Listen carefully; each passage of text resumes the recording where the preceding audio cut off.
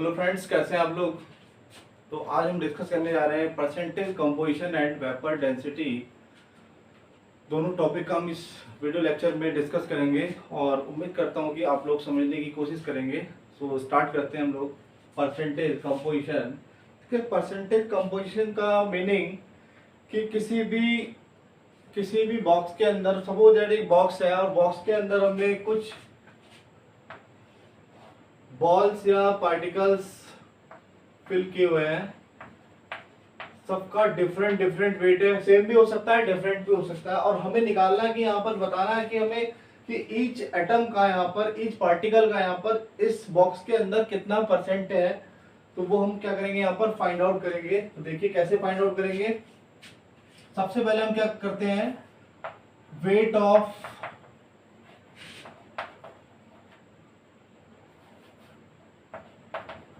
Total atoms निकाल लेते हैं यहाँ पर। सपोज कर लीजिए कि यहाँ पर जो टोटल एटम्स है वेट का वो कितना है। यहाँ पर मान लेते हैं कि हम यहाँ पर 20 ग्राम है and wait of one atom कह सकते हैं या फिर फर्स्ट एटम कह सकते हैं, उसका वेट है यहाँ पर कितना, 5 ग्राम है। अभी हमें क्या निकालना है कि इस जो हमने एटम का ये जो यहाँ पर वन एटम का जो वेट लिया है, यहाँ पर वन एटम के लिए इस बॉक्स के अंदर क्या निकालना है, उसका कंपोजिशन निकालना है, परसेंटेज कंपोजिशन फाइंड आउट करना है। तो हम फॉर्मूला पुट करेंगे यहाँ पर, percentage composition equals to weight of one atom upon weight of total atoms into 100। तो हमने वन एटम का वेट कितना यहाँ पर लेट किया है, यहाँ पर कितना 5 ग्राम है, और बॉक्स के अंदर टोटल एटम है उसका वेट कितना है 20 ग्राम है, इंटू 100। ग्राम से ग्राम कैंसिल, 25 जा 100, 5 इंटू 5 25 क्या जाएगा यहाँ पर परसेंट आ जाएगा। यानी कि जो हमने वन एटम का जो परसेंटेज फाइंड आउट कर रहे हैं, तो यानी कि इसका इसमें कितना शेयरिंग है, 25% है। यहाँ पर 25% इस बॉक्स के अंदर वन एटम होगा।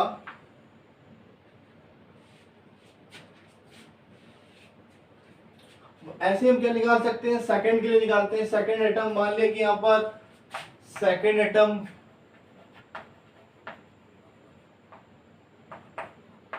वेट कितना है, यहाँ पर 2 ग्राम है। तो कैसे करेंगे, percentage composition of second atom, weight of atom लगाएंगे कितना आएगा 2 ग्राम अपॉन टोटल वेट तो वही रहेगा आपका 20 ग्राम इंटू 100 ग्राम से ग्राम। यानी कि जो सेकंड एटम है यहाँ पर आपका, उसका कितना परसेंट है इस बॉक्स के अंदर, 10% है। इसीलिए इसी तरह हम क्या कर सकते हैं, सभी का परसेंटेज कंपोजिशन क्या कर सकते हैं, यहाँ पर फाइंड आउट कर सकते हैं। देखिए हम इसको मॉलिक्यूल पर कैसे अप्लाई करेंगे।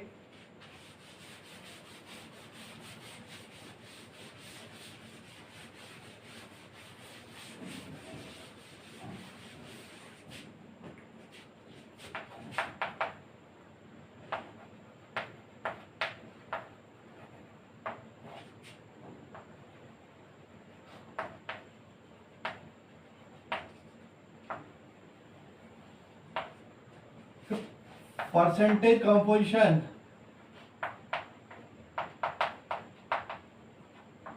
Of element equals to weight of that element divided by weight of the compound multiply by 100। Suppose that example लेते हैं, यहाँ पर हमारे पास कैल्शियम कार्बोनेट है। अभी आप देख पा रहे हैं यहाँ पर कैल्शियम के कितने एलिमेंट है, कितने एटम है, 1। कार्बन के कितने हैं, 1। ऑक्सीजन के कितने यहाँ पर 3।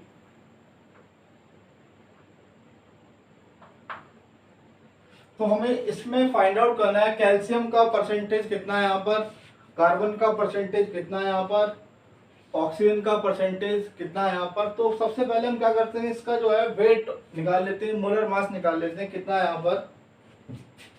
Weight of CaCO3, atomic mass कितना होता है 40 for calcium plus 12 for carbon. Oxygen के लिए कितना होता है 16, तो यहाँ पर 3 है, तो 3 से क्या करेंगे मल्टीप्लाई करेंगे। टोटल कितना आ जाएगा भाई यहाँ पर 100 ग्राम आ जाएगा। अभी हमें किसके लिए फाइंड आउट करना है, परसेंटेज कंपोजिशन फॉर कैल्शियम,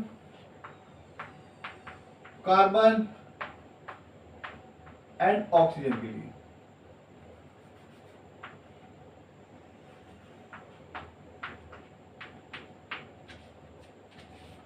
देखिए जिसका हमें परसेंटेज निकालना है उसको हम हमेशा क्या रखेंगे, ऊपर रखेंगे। मैंने आपको बताया था, तो percentage wait of that element, तो यहां पर क्या आ जाएगा 40 अपॉन टोटल कितना भैया हमारे पास 100 इंटू 100, तो यहाँ कितना आ रहा है 40%।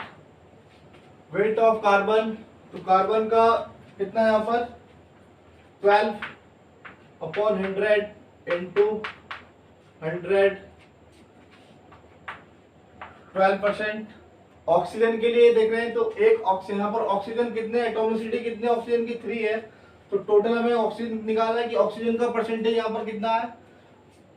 तो 1 ऑक्सीजन के लिए कितना होता है 16 होता है, तो 3 के लिए कितना हो जाएगा 3 इंटू 16 अपॉन इंटू 100, 100 से 100 कैंसिल, कितना जाएगा 48%। तो यानी कि इस कंपाउंड के अंदर, इस मॉलिक्यूल के अंदर जो कैल्शियम का परसेंटेज है वो कितना है 40% है, कार्बन का परसेंट कितना है यहाँ पर 12% है, ऑक्सीजन का परसेंट कितना है यहाँ पर 48% है। तो आप इस तरीके से किसी भी मॉलिक्यूल के अंदर क्या फाइंड आउट कर सकते हैं, परसेंटेज ऑफ एलिमेंट को हम फाइंड आउट कर सकते हैं। देखिए एक एग्जांपल और देखते हैं हम लोग अभी।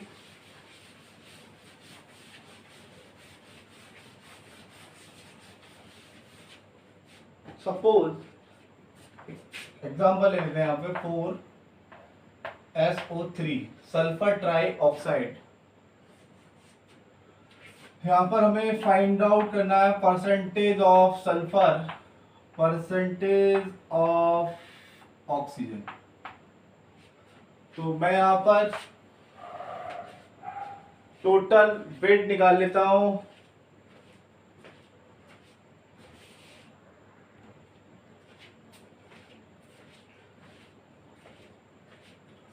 मैं यहाँ पर weight of compound find out कर लेता हूं 4SO3। तो सल्फर का वेट कितना होता है, एटॉमिक मास कितना है 32, ऑक्सीजन का कितना होता है 16, तो 32 प्लस 3 इंटू 16, टोटल एटॉमिसिटी कितनी ऑक्सीजन की 3 है, तो हम क्या करेंगे मल्टीप्लाई करेंगे 32 प्लस 48, टोटल कितना हो गया भाई यहाँ पर 80 हो गया, इंटू 100 इंटू टोटल में रख दीजिए कितना आएगा 80, टोटल में कितना आएगा 80। अब आप सल्फर के लिए फाइंड आउट कर रहे हैं, तो सल्फर को ऊपर रखेंगे कितना आएगा 32 और यहाँ पर कितना आएगा 48। कैलकुलेट कर लीजिए 20 से 20 4 जा 80, 25 जा 100 एंड 4 8 जा 32, टोटल कितना आ गया यहाँ पर 40%। इसमें देख लीजिए 24 जा 80, 25 जा 100 और यहाँ कितना आ जाएगा आपका 60% आ जाएगा, और यहाँ 12 इंटू 5 60%। तो टोटल कितना है भाई, टोटल कितना होना चाहिए आपका 100 होना चाहिए। 60 40 प्लस 60 इक्वल्स टू 100%। तो इसी तरह से आपको आगे भी क्वेश्चंस के लिए फाइंड आउट करना पड़ेगा। तो कुछ एग्जांपल्स मैं आपको दे रहा हूँ, आप लोग फाइंड आउट करेंगे।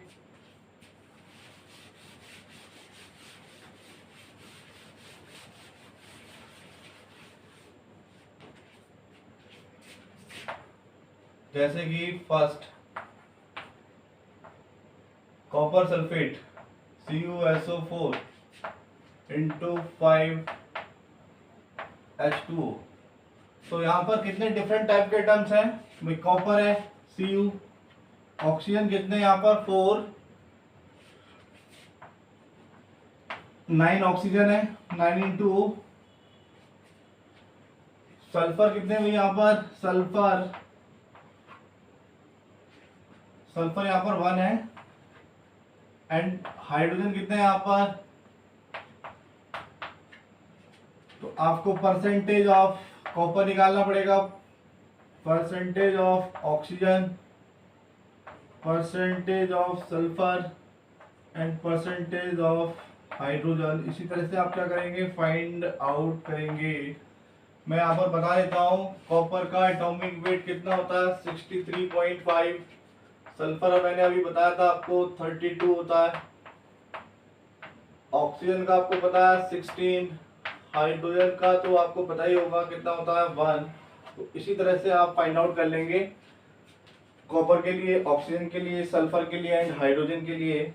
तो अभी हम नेक्स्ट टॉपिक देखते हैं, वेपर डेंसिटी। तो इसे नोट कीजिए आप।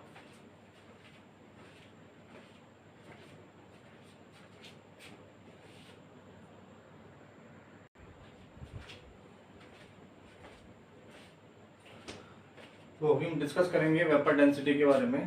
तो कुछ हम सबसे पहले इसका फॉर्मूला वगैरह देख लेते हैं। देखिए vapour density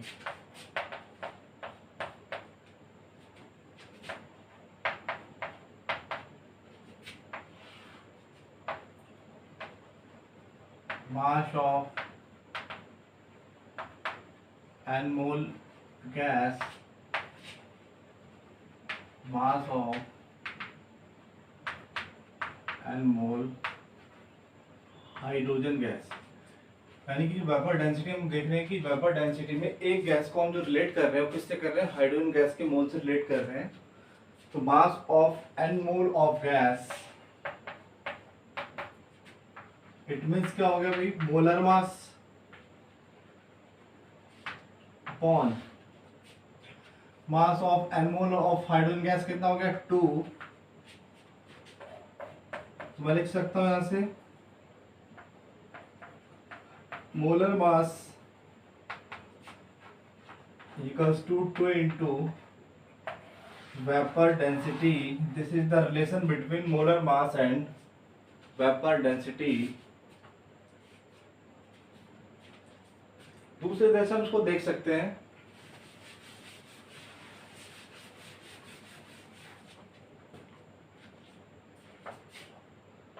vapour density equals to density of gas upon density of hydrogen. Density का जो फॉर्मूला है किसके इक्वल होगा, mass upon volume, mass upon volume, mass of gas, कोई गैस है, upon mass of H2 upon volume, volume से volume cancel out, vapour density equals to mass of gas upon mass of hydrogen कितना है यहाँ पर 2 हो जाएगा भाई, हाइड्रोजन कितना 1, 2 इंटू 1 इक्वल्स टू 2। मैं लिख सकता हूँ यहाँ पर मोलर मास या मास ऑफ गैस कितना आएगा 2 इंटू वेपर डेंसिटी। इसके बेसिस पे हम कुछ प्रॉब्लम्स को सॉल्व करेंगे, तक आप इसे नोट कीजिए। जैसे कि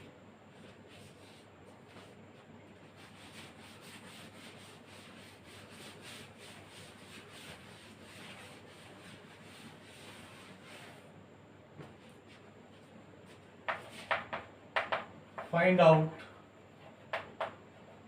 vapour density of the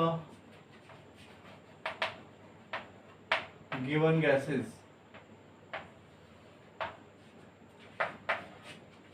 CO2, SO3, SO2 and O3। हमें क्या फाइंड आउट करना है? वेपर डेंसिटी फाइंड आउट करना है। तो सबसे पहले हम क्या करेंगे, इनका मॉलिक्यूलर मास कैलकुलेट करेंगे। फर्स्ट के लिए देख लेते हैं हम CO2 का मोलर मास कितना हुआ भाई।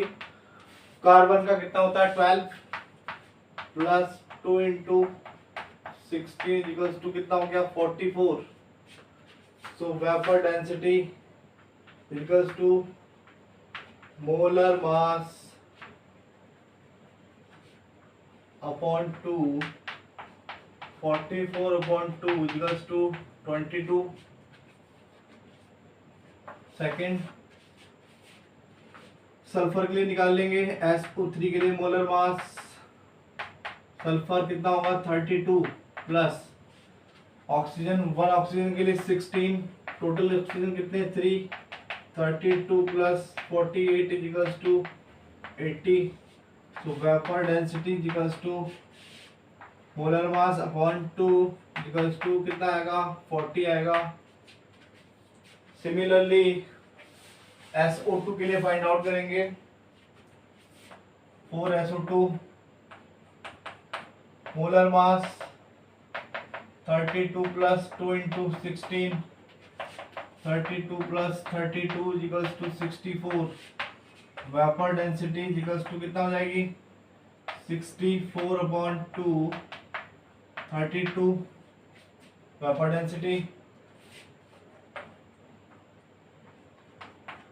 ओजोन के लिए देखेंगे तो कितने ओजोन में कितना ऑक्सीजन आपके 3 ऑक्सीजन है, 3 इंटू 16 इक्वल्स टू 48।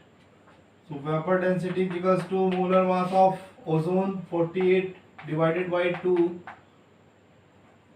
24 क्या आ जाएगी आपकी वेपर डेंसिटी आ जाएगी। तो इस तरह से आपको वेपर डेंसिटी वाले क्वेश्चंस को सॉल्व करना है। अभी कुछ क्वेश्चंस की हम और बात करेंगे वेपर डेंसिटी से related.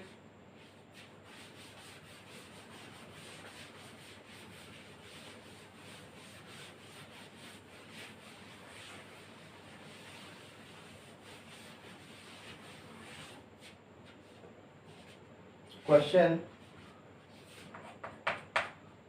calculate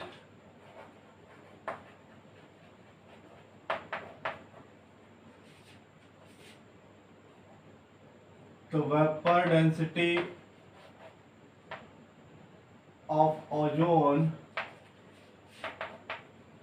with respect to methane।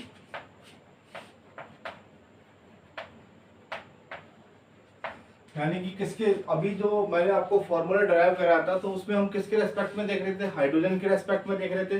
अभी यहाँ पर हमें क्या है, एक मास ऑफ गैस दिया है तो और ओजोन है यहाँ पर, तो किसके रेस्पेक्ट में निकाल रहे हैं हम इसको, मीथेन के रेस्पेक्ट में निकाल रहे हैं। तो vapour density equals to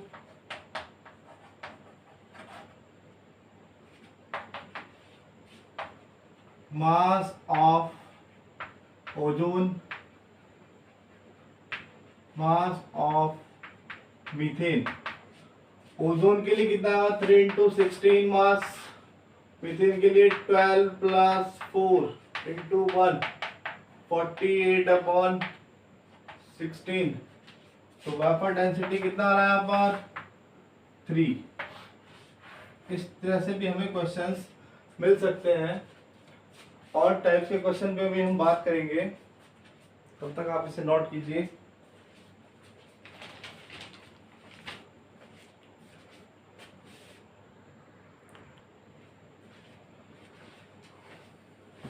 so next question देखते हैं।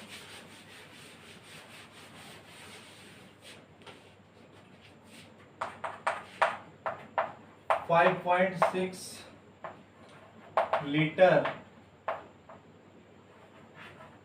of a gas at STP of weight equal to 8 gram.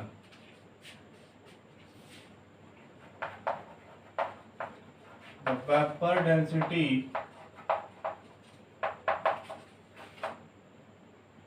is option 1, 2, 3 and 4 32 gram, 16 gram, 8 gram and 40 gram। अभी वेपर डेंसिटी का जो फॉर्मूला आपके पास क्या है, मास ऑफ गैस अपॉन 2। आपको यहाँ पर क्या दिया है कि जो 8 ग्राम गैस है उसका वॉल्यूम कितना है, यहाँ पर 5.6 लीटर है। तो किस तरीके से सॉल्व करेंगे इसको, 1 मोल के लिए फाइंड आउट करेंगे। 5.6 litre of gas equal to कितने ग्राम है, 8 ग्राम है। 1 litre of gas equal to 8 upon 5.6 litre, ऊपर आपका कितने ग्राम में, तो 24.4 लीटर के लिए कैलकुलेट कर रहे हैं। 8 अपॉन 5.6 इंटू 22.4 लीटर। लीटर यहाँ कितना है, ग्राम है, लीटर से लीटर कैंसिल, पॉइंट से पॉइंट कैंसिल कर दिए, कितने टाइम्स जाएगा आपका, 4 टाइम्स जाएगा। यहाँ पर कितना मिलेगा आपका, टोटल 32 ग्राम। अभी किसके लिए बात कर रहे थे हम, 22.4 लीटर के लिए बात कर रहे थे। तो 22.4 लीटर किसके इक्वल होता है भाई, 1 मोल के इक्वल होता नहीं होता है वॉल्यूम ऑफ गैसेस के लिए। तो ये किसका वेट है, 1 मोल गैस का वेट है। तो vapour density is equals to 1 mole gas का मास कितना है यहाँ पर, 32 ग्राम अपॉन 2। तो वेपर डेंसिटी कितने आ गया आपका, 16 आ गया।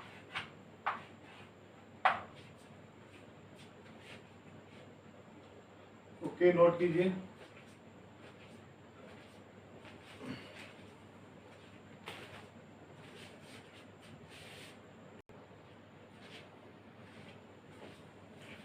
नेक्स्ट क्वेश्चन देखेंगे।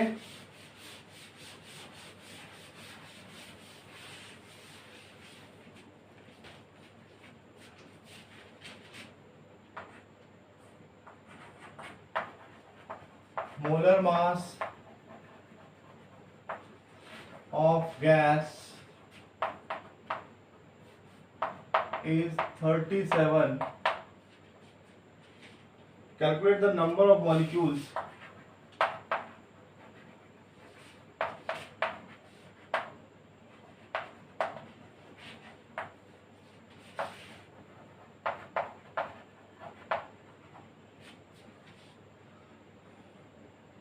in its mass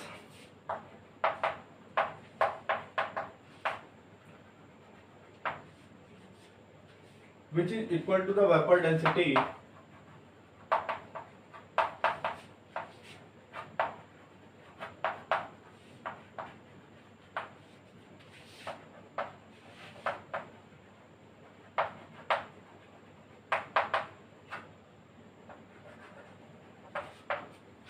चलिए कीजिए सॉल्व, कैसे होगा, स्टार्ट।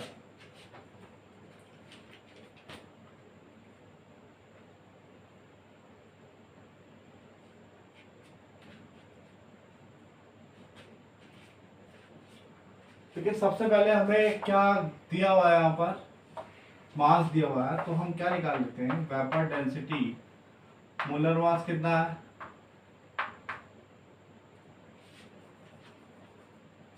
34 है।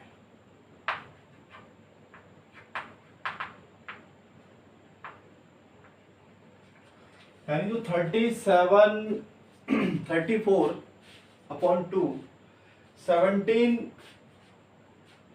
जो आ रहा है आपकी वैल्यू किसके लिए आ रही है, वेपर डेंसिटी के लिए आ रही है वैल्यू। तो इसमें कितने मोल्स होंगे वो हमें फाइंड आउट करने हैं। तो जैसा कि हम देख पा रहे हैं कि 34 ग्राम गैस, अभी क्या है, ये मोलर मास है, तो 1 मोल का, तो 1 मोल के लिए तो उसमें कितने मॉलिक्यूल्स होंगे, 6.02 इंटू 10⁻23 होंगे। अब 1 ग्राम के लिए कितने होंगे, 02 इंटू 10⁻23/34। अब यहाँ पर 17 ग्राम के लिए हमें क्या करना है, फाइंड आउट करना है 6.02 इंटू 10⁻23 इंटू 17, 2 से कट जाएगा ये, तो डिवाइड करेंगे इसको कितना आएगा, 3 पॉइंट समथिंग आएगा इंटू 23 आ जाएगा। इतने मॉलिक्यूल्स प्रेजेंट होंगे 17 वेपर डेंसिटी के अंदर। सो स्टूडेंट्स, आज के लिए thank you for this class. मैं समझता हूँ कि आप लोगों को अच्छे से समझ में आया होगा। अगर आपको नहीं समझ में आया